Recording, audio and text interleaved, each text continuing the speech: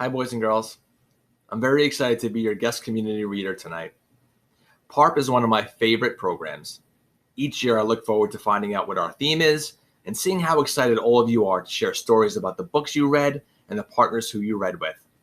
I thought it was a great idea to have you help choose this year's theme, and I have to say, I loved your choice. Reading does give you superpowers. One of the greatest superpowers you can have is to be a kind, compassionate human being. People with strong character traits such as these help to make our world a better place. One of the things I love most about reading books is that they teach us life lessons that help to build our character. The story that I'm about to read to you was a favorite in my house when my children were younger. When we chose a story to read each night, Otis was always one of the first off the shelf.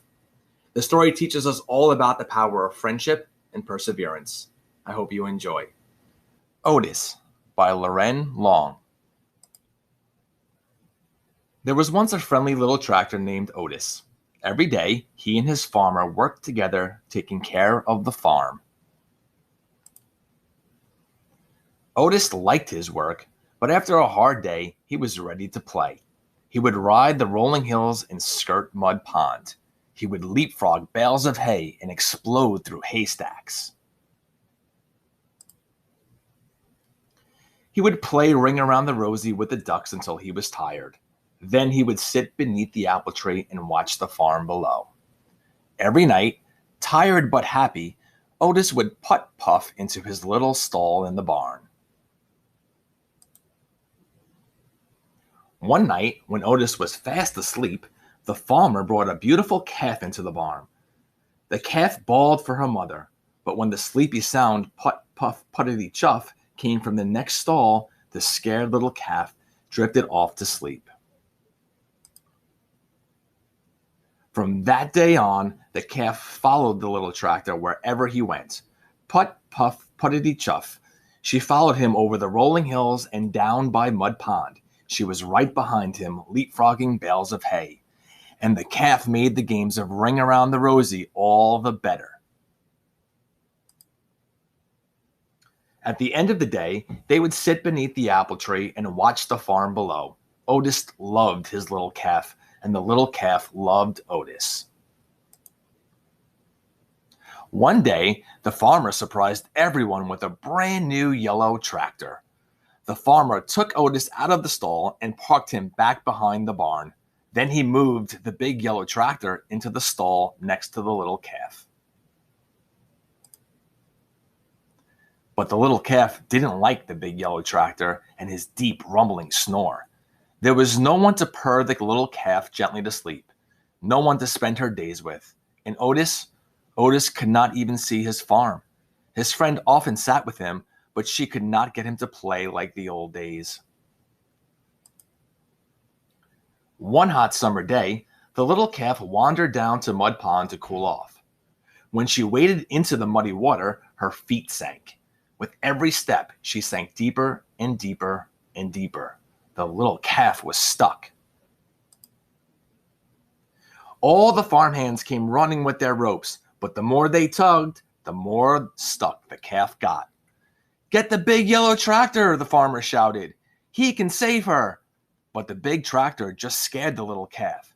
She sank deeper and deeper into the mud. "Call Fire Chief Douglas," the farmer shouted. "He can save our little calf." But the sight of the big red truck startled the little calf even deeper. The farmer was fit to be tied. Who could save the little calf? Suddenly, the calf's ears perked up. Over the hum of the growing crowd, there came a sound in the distance, a soft, rhythmic purr, putt, puff, puttity-chuff. The sound became louder, and all at once, Otis putt-puffed from around the barn and headed straight toward Mud Pond. Otis putt-puffed right up next to the muddy water's edge. The calf was happy to see her friend. She bawled. It was something like a hello. Then, to the amazement of the crowd, Otis slowly began to circle the pond. He circled and circled, and the little calf turned and turned, never taking her eyes off her friend. With each ring Otis made around Mud Pond, the muddy grip loosened until the calf was able to stumble free on her own. The two friends had found each other again.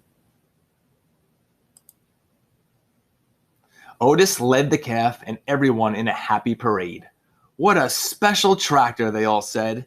Otis had surely saved the day. From that day on, the farmer discovered that with Otis's puttering purr nearby, his chickens laid more eggs and the cows produced more milk. And at the end of the day, Otis and his special friend would play until they grew tired. Then they would sit together under the apple tree and watch the farm below. The end. I hope you enjoyed the story of Otis as much as I enjoyed reading it to you. Have a wonderful night, boys and girls. We'll see you in the morning.